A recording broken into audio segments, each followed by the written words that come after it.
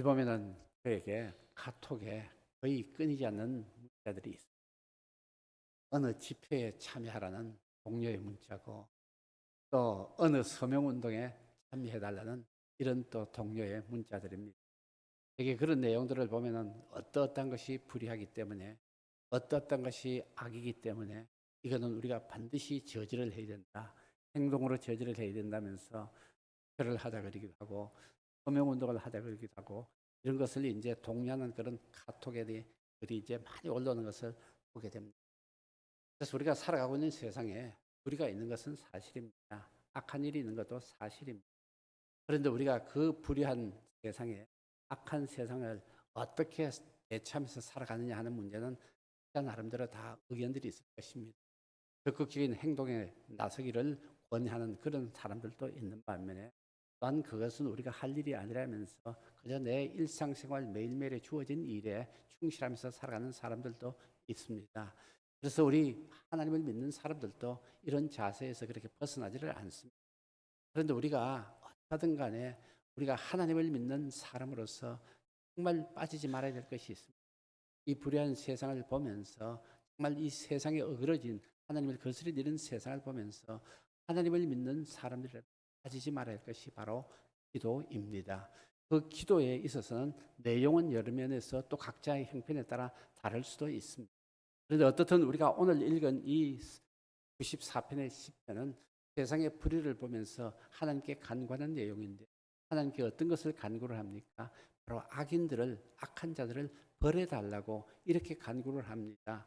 이 기도의 내용에 대해서 과연 악을 벌하고 심판해달라고 기도하는 그 내용이 온전한 신앙적으로 바르냐 바르지 못하냐는 것은 신학자들 간에서도 여러 논쟁들이 있습니다. 우리가 그런 신학 기도를 해서 되겠느냐, 용서해달라는 기도를 해야 될 것 아니냐, 이런 또 주장을 하는 사람들도 있습니다만은, 우리 각자의 형편에 따라서 정말 기도하는 내용은 달라질 수도 있습니다. 그렇지만 한 가지 분명한 것은, 하나님은 우리가 어떤 내용으로 기도를 하든, 우리의 신앙의 성숙이 되었든 아니면 좀 덜 성숙의 미성숙했던 기도 내용은 차이가 있을 수가 있습니다만, 분명한 것은 하나님은 우리 불의한 이 세상을 두고 우리 하나님께 기도하기를 원하신다는 사실입니다. 그리고 그 기도의 내용들이 보면 시편에도 여러 내용들이 많이 포함이 되어 있지요. 그래서 우리가 한 가지 오늘 본문을 보면서 우리는 이 세상을 두고 이 세상에 관한 가지 일들을 바라보면서 하나님께 기도를 해야 된다는 사실입니다. 어떤 내용은 우리 각자 그때그때의 처한 형편에 따라서 기도의 내용은 달라질 수도 있습니다만은, 기도하는 것은 분명히 해야 된다는 것이죠. 그래서 오늘 시편을 보시면은 먼저 어떻게 시작하십니까? 왜 기도를 해야 되는지를 우리가 분명히 볼 수가 있습니다. 보면 1절에 어떻게 시작합니까? 여호와여 복수하시는 하나님이여, 복수하시는 하나님이여 라면서 복수하시는 하나님이라는 이 말을 두 번이나 부르고 있습니다. 그러니까 주여 3창이 아니라 주여 두 번을 부르고 있는 것이죠. 어떤 주여 하고 있습니까? 복수하시는 주여 그러고 있습니다. 그렇게 기도를 하고 있는데, 여기서 복수하시는 하나님이라는 이런 복수라는 이 개념을 어떤 면에서 개인적인 어떤 나의 개인적인 어떤 원한을 복수해주고 갚아주는 그런 하나님을 찾는다기보다는, 세상의 불의를 바르게 해주시고 불의한 자를 벌해주시고 그냥 악을 벌해주시고 바르게 하여 주시는 그런 하나님, 불의한 세상을 바르게 고쳐주실 하나님이라는 이런 의미로 봐야 하겠습니다. 또 한편 저는 이렇게 생각해 봅니다. 하나님 개인 입장에서 보신다면은 저는 복수하다는 이 단어도 맞다는 생각을 해보게 됩니다. 세상에 악을 행하는 사람, 하나님을 대적하는 사람들입니다. 하나님을 거역하는 사람들입니다. 오늘 본문에도 있지만은 세상에 악을 행하는 사람들은 교만한 사람들입니다. 왜요? 그들의 입 가운데서 말로는 무엇을 하고 있습니까?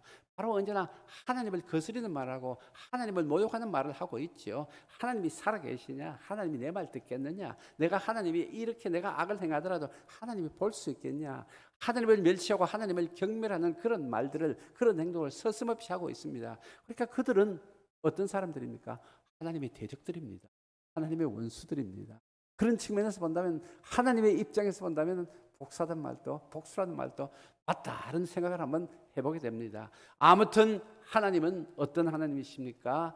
복수하시는 하나님이십니다. 세상의 악을 하나님을 대적하는 악한 무리들에게 벌을 내리셔서 불의를 바르게 잡는 하나님이시란 이 사실 분명합니다. 어제도 우리가 기도할 때 어떻게 하는 걸 봤습니까? 여호와께서 다스리십니다. 다스리시는 하나님이십니다. 나의 주님이시라고 고백을 하면서 기도를 시작했는데 오늘은 하나님은 복수하시는 하나님이라면서 기도를 하고 그 다음에 2절에 보니까 또 세계를 심판하시는 주이십니다. 그러니까 하나님은 세계를 심판하시는 주님이시라는 이 사실이죠. 그리고 그 다음에 10절은 보면은 무백성을 징벌하시는 이가 바로 우리 하나님이십니다. 백성들의 잘못을 죄를 벌 주시는 분이 바로 우리 하나님이시죠. 그리고 그 다음에 또 어떤 하나님이십니까? 사람을 교훈하시는 이가 또한 하나님이시라는 것입니다. 그래서 오늘 이 시편에서 이 시인이 하나님을 부를 때 어떤 하나님으로 복수하시고 심판하시고 무백성을 벌하시고 백성을 교훈하시는 하나님이시다. 바로 세상을 바르게 잡으실 분이 바로 우리 하나님이시라는 것입니다. 그러니까 우리는 세상의 불의를 보면서 하나님께 기도할 수밖에 없다는 사실입니다. 그러면서 1절에 무엇을 기도를 합니까? 그래 부르면서 빛을 비추어 주소서라고 기도를 합니다. 그리고 2절에는 또한 교만한 자들에게 마땅한 벌을 주소서라고 말씀을 기도를 하고 있죠. 빛을 비춰주소서. 세상이 죄악으로 인하여서 불의한 사람들로 인하여서 얼마나 어두워지고 있습니까? 사람들의 마음은 또한 죄악으로 인하여서 얼마나 어두워지고 있습니까? 그런데 하나님은 빛이십니다. 하나님께는 어둠이 없습니다. 하나님께는 그림자도 회전하는 그림자도 없다고 말씀을 하고 있지요. 그리고 예수님이 이 땅에 오셔서 무슨 말씀하십니까? 나는 세상의 빛이라고 말씀을 하시죠. 요한복음에 있는 말씀이죠. 그래서 하나님은 세상을 밝히시는 빛이시고 예수 그리스도 이 땅에 세상의 빛으로 오셔서 세상을 밝히십니다. 죄악으로 인하여 불의로 인하여 어두워진 이 세상, 어두워진 사람들의 마음을 밝히실 분은 바로 하나님이자 하나님의 그 빛만이, 하나님의 생명의 말씀의 빛만이 우리 어두운 세상을 밝힐 수가 있고 우리의 어두운 마음을 밝힐 수가 있다는 것입니다. 그래서 이 기도 우리 해야 되죠. 우리 세상을 보고 한탄을 하면서 세상이 어둡다, 죄악이 관영하다, 사람들이 악하다 이렇게 한탄을 하더라도 결국은 이 모든 것을 바르게 하실 분은 하나님이시기 때문에 우리 언제나 이 점을 두고 하나님께 기도하는 하나님의 백성이 되어야겠습니다. 그러면서 답답하니까 3절에 보니까 악인이 언제까지 개가를 부를. 악인들이 보면 우리가 보면은 겉으로 보면은 일시적으로는 잘 됩니다. 그러니까 이 사람도 이 시편을 기록한 사람도 참 답답하겠죠. 그 악인이 언제까지 개가를 부르겠습니까? 이렇게 답답한 심정을 표현하고 있으면서 그러면서 이 악인들의 모습을 일일이 낱낱이 하나님 앞에 토로하면서 고발을 하고 있습니다. 그런데 악인을 어떻게 묘사하고 있습니까? 2절에 보니까 교만한 자들 이렇게 묘사하고 있습니다. 그런데 악한 행동을 하는 사람들이 언제나 교만하다는 것이 왜 교만할까요? 바로 그들은 하나님을 무시하기 때문에 교만하다는 것입니다. 자기들이 하나님을 어떻게 무시합니까? 보니까 4절에 마구짓거리고 오만하게 떠들며 죄악을 행한다. 마구짓거린다는 것입니다.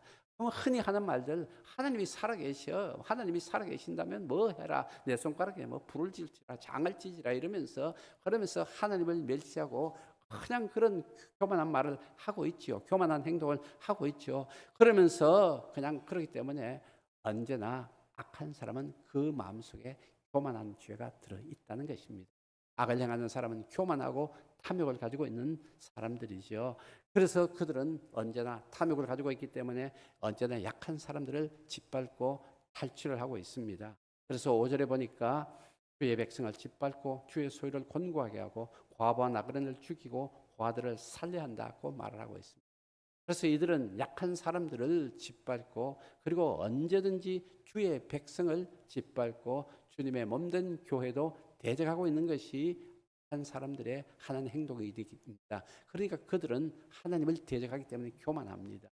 그리고 난 다음에 그들은 또한 어리석습니다. 오늘 본문에도 보니까 어리석다 하고 이렇게 8절에 어리석은 자들아 무지한 자들이라 그러는데 어리석고 무지합니다. 왜 그렇습니까? 그들은 바로 하나님을 온전히 알지 못하기 때문입니다. 하는 말이 뭡니까? 7절에 보니까 자기들이 온갖 악행을 하면서 여호와가 보지 못한다.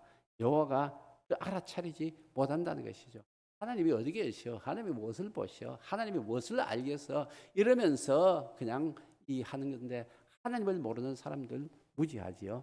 하나님을 모르는 사람들, 온전히 알지 못한 사람들 바로 어리석습니다. 그래서 죄인들의 특징이 뭘까요? 바로 교만합니다. 그리고 그 다음에 또 무지합니다.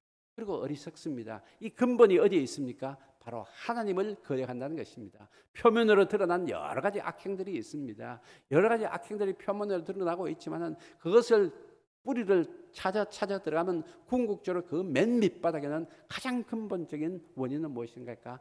하나님을 거역하기 때문에, 하나님을 대적하기 때문에 모든 악한 일들을 일으키게 된다는 이런 말씀이 되겠습니다. 그래서 우리가 이 세상의 악한 일들을 보고 무엇을 위해서 기도해야 될까요? 무엇보다도 정말 세상 사람들이 하나님을 알도록 기도를 해야 합니다.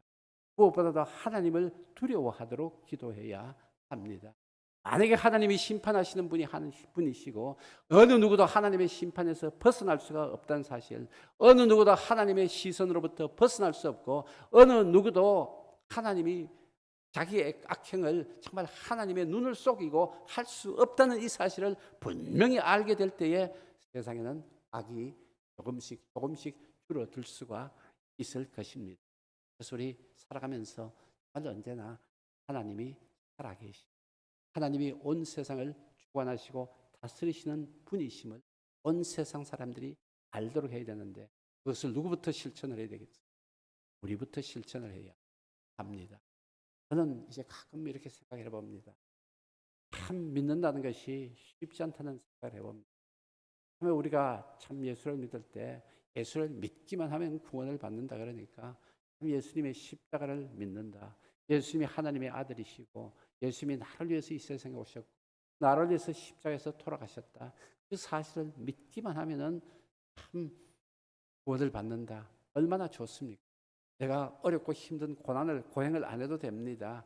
무슨 불교의 사람들 같이 무릎하기 까지도록 삼천배를 하지 않아도 되고, 또 무릎하기 까지도록 말이죠. 2보 1배입니까? 그런 식으로 또 그냥 퍼포먼스를 안 해도 되고 말이죠. 그리고 그 다음에 또 산중에서 또 그냥 몇십 년 돌을 안 닦아도 되고, 참 얼마나 좋습니까?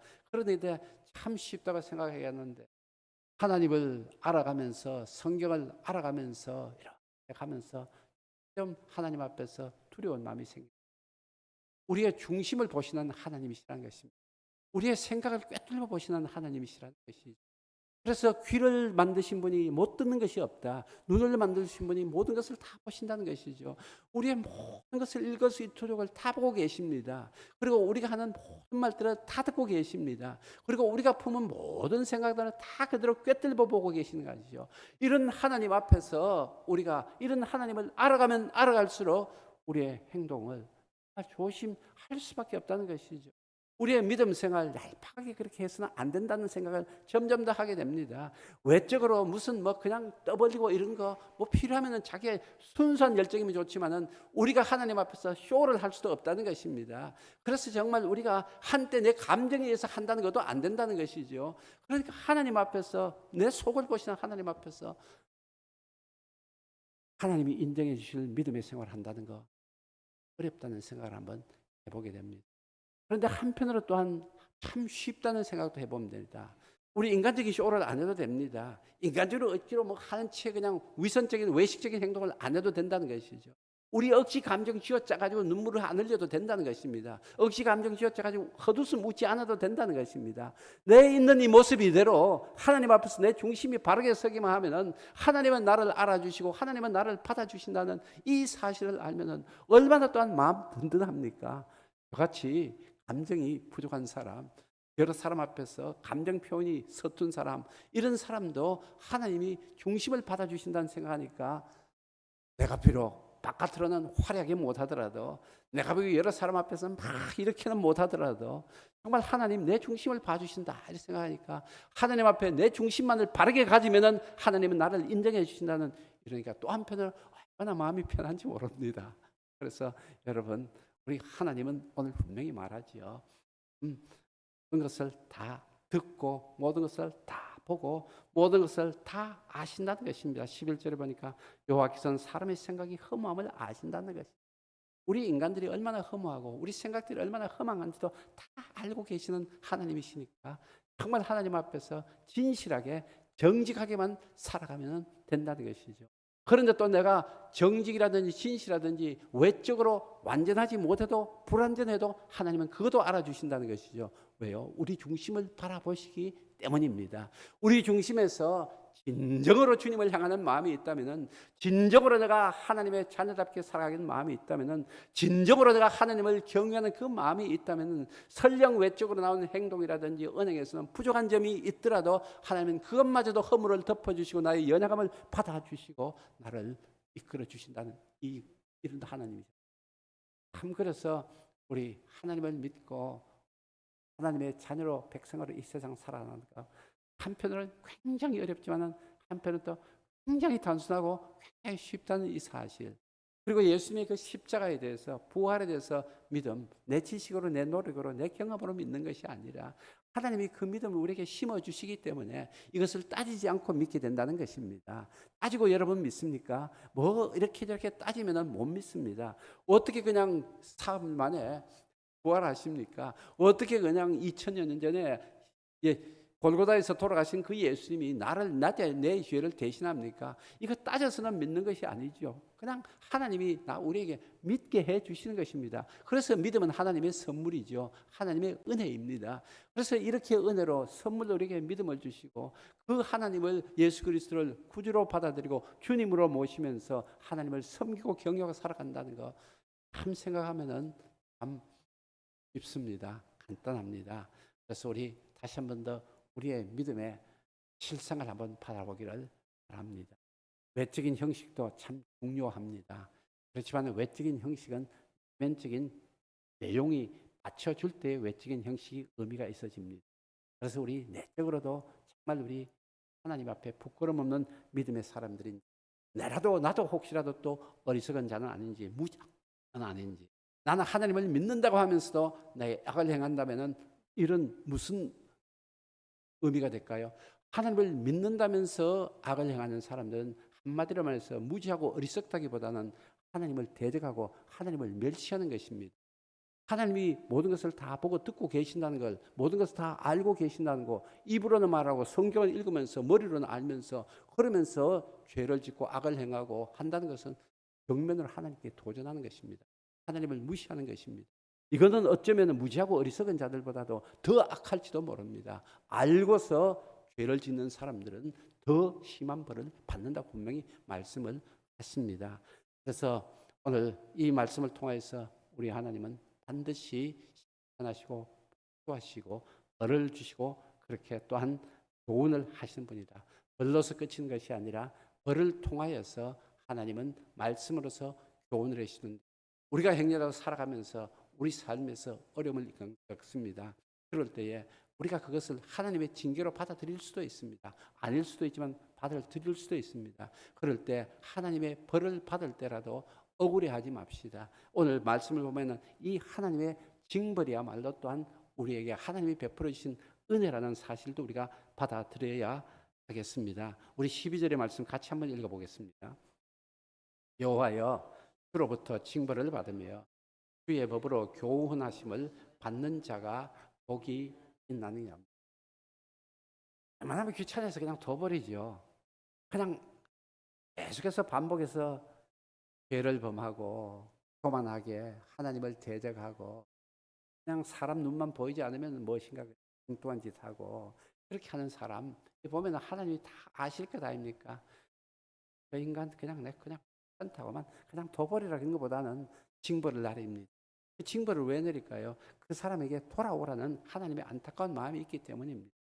사람들은 보면은 형편이 좋을 때는 돌아오지 않습니다. 자기가 잘하는 줄 압니다. 모든 것이 자기에게 형통한 줄 알고 행복한 줄로 압니다. 그것이 진짜 행복인 줄로 압니다. 그렇지만 거기는 영원한 벌이 기다리고 있다는 사실, 영원한 죽음이 기다리고 있다는 사실을 모르지요. 그런데 하나님은 벌을 통해서 이것을 깨닫게 해주시죠. 그래서 벌을 통해서 자기의 잘못을 깨닫게 되고 하나님이 주시는 말씀을 통해서 바른 길로 교훈을 받게 된다면 이거야말로 정말 무엇보다도 큰 복이라고 볼 수가 있습니다. 만약에 하나님이 그대로 버려두셨다면 자기는 영원한 형벌에 처할 수밖에 없는, 그를 받을 수밖에 없는 그런 형편이었는데 벌을 내려주시고 교훈을 해주셔서 그렇게 해주시죠. 그게 그러면 이제 부모가 요즘은 이런 벌을 굉장히 거부하는 시대죠. 교훈을 굉장히 거부하는 시대입니다. 그래서 가급적이면은 싫은 소리 안 하려고 합니다. 가급적이면 훈계한 소리를 안 하려고 하고 있습니다. 그래서 나이 들면서 수시로 오는 걸 보면은 말하지 말라는 것이 그냥 말 닫고 말하지 말라는 것입니다. 나이 들었다고 그냥 뭐 젊은 사람들한테 이런저런 말하지 말라는 것이 요즘 늙은 사람들이 편하게 살아가는 세상 사람들의 지혜 중에 하나입니다. 그러는데 자식들에게도 말을 못하지요. 그러는데 정말로 젊은 사람들의 교훈을 받는 입장에서 생각해 보면요, 누군가가 나를 향해서 교훈을 해주고 누군가가 나를 향해서 좀 듣기 싫지만 쓴소리를 해주고 그런 사람이 있을 때에 그것을 받아들였을 때에 그것은 그 사람에게 복이 된다는 이 사실입니다. 제가 지금도 기억이 납니다. 사랑교회를 다닐 때 고옥하는 목사님, 그냥 설교상에서도 단상에서 여지없이 그럽니다. 사랑의 교회에 제가 그 당시로는 교육자들이 부교육자들이 한 80여 명이 된 것으로 기억을 하고 있습니다. 그러면 그냥 부교육자들 보고 그냥 가차없습니다. 그냥 인간이 되라고 말이죠. 너가 목사냐고, 너가 뭐냐고, 전도사냐고, 가차없이 그냥 아주 그냥 원색적으로 그렇게 직설적으로 그냥 퍼붓습니다. 한마디로 말해가지고. 그리고 이제 나중에 교육관 같은데 교육관이 하도 사랑교회 서초동에 있을 때 사랑교회 하도 교육관이 많았죠. 막 부대 시설이 많았습니다. 그러는데 옥하는 목사님 한 번씩 그냥 주일날 오후에 그거 일일이 다 찾아다닙니다. 그래 다녀가지고 혹시 거기에 불을 안 끈 교육관이 있다든지 아니면 정리가 안 된 교육관이 있다든지 아니면 그 담당 교육자 심하면 어떤데 그냥 당장 그냥 그만두라고도 합니다. 너 그러기 전에 인간적인 그것도 안 하는 그런 책임감도 없는 사람이 어떻게 교육자라는 남을 지도한다고 하나님의 말씀을 지도한다고 하나님이 웃으시겠다. 야 진작 그만두라고 막 이렇게까지 아주 말씀을 하죠. 왜 그럴까요? 이렇게 함으로써 정신 번쩍 차리라는 것이죠. 그 벌을 그 사람을 미워해서 하는 것이 아니라 그 사람이 좀 더 교육자답게 그 사람이 좀 더 목회자답게 되도록 하기 위하여서 교훈을 하시고 훈계를 하시고 그렇게 하시는 것이죠. 하나님이 우리에게 이렇게 벌을 주실 때 정말로 달게 받아야 되겠죠. 하나님이 우리에게 교훈을 주실 때 그것을 달게 받아야 됩니다. 그 사람이 복이 있다는 것이죠. 다윗이 왜 복이 있습니까? 다윗이 엄청나게 악한 일을 행했습니다. 엄청나게 악한 일을 하고 인간적으로 봐서는 가장 아주 그냥 비열한 행동을 했는 사람이지요. 그런데 그는 하나님이 나단 선지자들을 통하여서 그에게 책망을 할 때에 그대로 받아들였습니다. 그리고 그 이후에 하나님이 다윗을 얼마나 징계를 합니까? 자기 아들 간에 그렇게 그냥 성폭행하는 일이 생기고 그것 때문에 또 형제들 간에 죽이는 일이 생기고 그것 때문에 또 도망가는 아들도 생기고 그 이후로 그것 때문에 또 자기에게 또 반역하는 아들도 생기고 이거 인간적으로 말한다면 말할 수 없는 벌입니다. 말할 수 없는 고통입니다. 그런데 이 모든 것들을 달게 받았습니다. 그리고 그 다음에 압살롬의 그 자기한테 반역 때문에 도망갈 때에 그 베냐민 지파의 시므이 따라오면서 저주를 하는데 그 저주하는 사람을 통해서 하나님이 저 사람을 통해서 나에게 깨우침을 준다. 그러면서 그것도 그냥 자기를 그렇게 원색적으로 저주하는 시므이마저도 그냥 가만두라고 죽이지 말고 처형하지 말고 그만두라고까지 할 정도입니다. 이거 왜일까요? 다윗이 그만큼 하나님의 벌을 달게 받았기 때문입니다. 그리고 그 벌을 통해서 주시는 하나님의 교훈을 달게 받았기 때문입니다.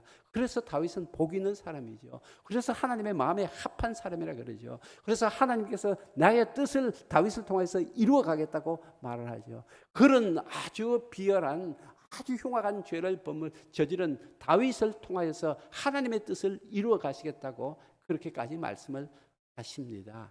그만큼 우리 살아가면서 어렵고 힘든 일 때로는 하나님이 나에게 왜 이러시냐 하는 그와 같은 억한 심정이 생길 때라도 우리 그 징벌을 달게 받아 교훈을 달게 받아서 하나님이 주시는 복을 누렸으면 합니다. 그러면서 우리가 살아가면서 이제 끝내는 심판하시는 하나님은 공의로우신 하나님이시다. 공의로 심판을 한다. 세상의 악한 심판들과 다르다는 것이죠. 세상의 재판관들은 보면 20절에 보면은 율례를 빙자하고 재난을 꾸미는 악한 재판장인데, 세상의 권력자들은 판단하고 심판한다면서 언제나 법을 말합니다. 법을 빙자합니다. 그리고 정의를 말합니다. 입으로는 정의와 공의와 법을 말하지만은 세상의 심판관들은 악한 심판관들이다. 세상에서 무슨 말을 하더라도 누구나 다 자기 속에 죄성이 있고 자기 이기적인 욕심이 있기 때문에 그 사람들의 판단은 100% 믿을 수가 없다는 것이죠. 그래서 악한 심판장하고는 다르다는 것입니다. 하나님은 언제든지 정말 공의로 바르게 심판하시는 분임을 우리는 그대로 받아들여야 합니다. 내가 생각하기에는 때로는 나의 생각에는 내 입장에서는 억울하다. 내 입장에서는 이해가 안 되지만 하나님은 인간 재판장하고는 다르다. 하나님은 바르게 심판하시고 그 심판이 재판이 나를 위한 재판이다. 나를 교훈하고 나를 바르게 하기 위한 재판이라는 이 믿음을 가지고 언제든지 우리가 받아들여야 합니다. 그래서 하나님은 세상을 다스리시되 공의로 다스리십니다. 악인은 반드시 벌을 주시는 분입니다. 23절에 악인들은 반드시 끊으신다고 분명히 합니다. 그리고 단 의인들은 반드시 지켜주십니다. 악인들을 심판하는 가운데서도 하나님은 그의 백성 14절에 자기 백성을 버리지 아니하시고 자기 소유를 외면하지 않으신다는 이 사실, 악인은 분명히 심판하고 하나님을 믿는 하나님의 백성 의인은 분명히 지켜주시고 세워주신다. 그 하나님은 지금까지도 나를 지켜주시고 세워주셨다. 만약에 지금까지 하나님이 나를 지켜주지 않으셨다면, 하나님이 나를 붙들어주지 않으셨다면 나는 벌써 없어지고 말았을 것이라는 이 믿음을 가지고 지금까지도 지켜주신 하나님께서 이제 이후로도 나를 끝까지 지켜주시고 어떤 불의가 판치는 세상 가운데서도 나를 끝까지 지켜주신다는 이 믿음의 삶을 우리가 살아야 하겠습니다.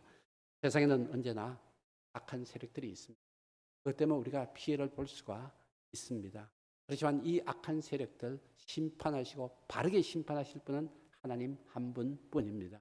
불의가 횡행하는 이 세상을 바르게 하실 분도 하나님 한 분뿐입니다. 행여라도 우리 인간이 심판을 하겠다, 인간이 판단을 하겠다, 인간이 벌을 주겠다, 이거는 언제든지 보복을 낳을 뿐입니다. 하나님을 떠난 세상의 인간들은 온전한 심판, 올바른 심판 할 수가 없습니다. 죄성이 있기 때문입니다. 우리는 그것을 우리나라 역사의 반복을 보더라도 우리는 언제든지 알 수가 있습니다. 정권이 바뀔 때마다 기준이 잣대가 달라지는 걸 우리가 볼 수가 있습니다. 그렇기 때문에 누가 누구야 잘못이다 잘했다 지적하기 전에 모든 인간은 다 심판할 자격이 없는 사람들입니다. 재판할 자격이 없는 사람들입니다. 그저 자기 잣대에 의해서, 자기 형편에 의해서, 자기 이해관계에 의해서 그냥 그 시대의 어떤 기준에 의해서 그냥 판단을 하고 재판을 할 뿐입니다. 그래서 하나님은 무슨 말씀을 하십니까? 로마서 12장 19절의 말씀을 보면은 친히 원수 갚지 말라. 하나님의 진노하심에 맡기라. 원수 갚는 것이 내게 있으니 내가 갚으리라고 말씀을 하십니다. 그래서 우리가 원수 갚는다고 세상의 불의를 본다고 그렇게 나설 일이 아니라 그냥 하나님의 공의에 맡기고 하나님이 이 세상에 진리의 빛을, 참된 밝은 빛을 비춰주시도록 기도하는 우리의 삶이 되었으면 합니다. 예수의 첫 번째 문단 읽고 마치겠습니다. 하나님은 어떤 분입니까? 온 세상을 다스리시는 왕으로서 교만한 악인을 심판하시고 의로운 통치를 실현하십니다. 의인에게는 요새요 피할 바위가 되어 주시겠지만 법을 빙자하여 의인과 무죄한 자를 희생시키는 권력자들에게는 합당한 벌을 내리시고 결국 멸하실 것입니다. 그러므로 복수는 나의 것이 아닙니다. 하나님께 홀가분히 맡기고 내 본래적 삶을 살아야 합니다. 주님 가르친 기도로 마칩니다.